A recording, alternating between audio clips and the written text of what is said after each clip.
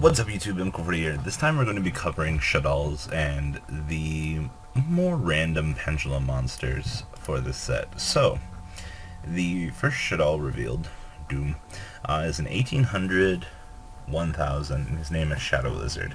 You can only use the effect of Shadow Lizard once per turn. So, woohoo. When this card's flipped face up, you can destroy one monster on the field, and if this card is sent to the graveyard by a card effect, you can send one Shadoll monster from your deck to the graveyard, except for Shadow Lizard. Very interesting. I really don't know what else to say. 1800, that's when it's flipped. You get to destroy something. I assume that it gets its effect during damage step when it gets flipped face up via battle, so it's not totally terrible for the archetype. The next two, Shadoll Dragon and Beast.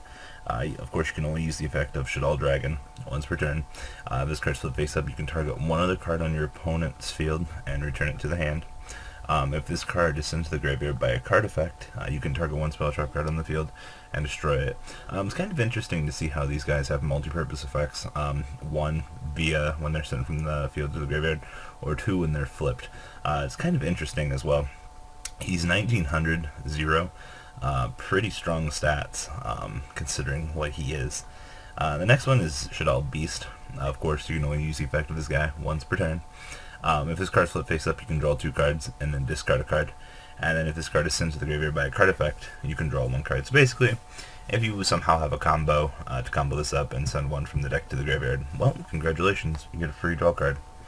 So not bad. Kind of stinks that they made him level 5, but I kind of understand why they had to do it, because we can't have broken things like that running around.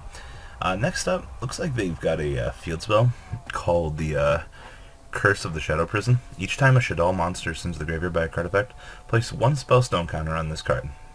That's kind of interesting. During your opponent's turn, all monsters they control lose 100 attack for each spellstone counter on this card. That's not so good. Once per turn, or once per fusion summon of a Shadoll fusion monster, you can remove 3 spellstone counters from this card to use one face-up monster your opponent controls as fusion material. Now that's kind of good. So, this is a very interesting field spell. Not just because of the fact that you can force your opponent's monsters to lose attack, that effect is very lackluster. It's the fact that you can use your opponent's monsters as fusion material. Now, depending what you're using or playing against, basically this card lets you turn your entire deck into a super poly.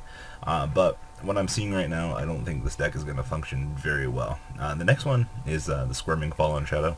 Lets you send one Shadoll monster from your deck to the graveyard. Then you can change any number of face-down defense position Shadoll monsters in the field to face-up defense position.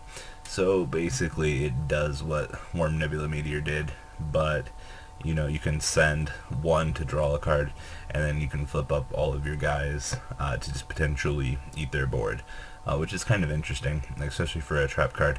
But the way that this archetype works, in combination with its fusions, it's a very, very, very interesting combination that they made. Not bad. Last up, we don't have pictures of the fusion or the normal pendulum monsters just yet, but we're going to talk about them. It looks like we're getting a level 7, or excuse me, level 4 normal monster that's a light warrior. That's a pendulum monster. He has no pendulum effect. His pendulum scale is 7, which is busted for a rotoable monster. And his flavor text is a knight that has obtained a new power from the god pendulum. Awaken and release your power. Kind of good that a vanilla level 4 warrior that I can recruit from my deck, that's light I might add, is a pendulum monster. But very interesting. Also, we're getting a level 5 Dark Spellcaster pendulum normal monster. The pendulum effect is during the end phase of this turn. This card is activated. You can target one face-up spell trap card on the field and destroy it.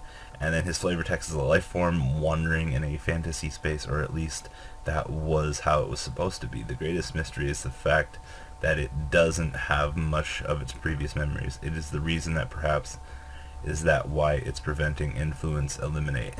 Kind of interesting. I want to see the pictures of these, but alas, we don't have them right now. So I'm more concerned about that pendulum scale level 4 normal monster that's a rotoable target.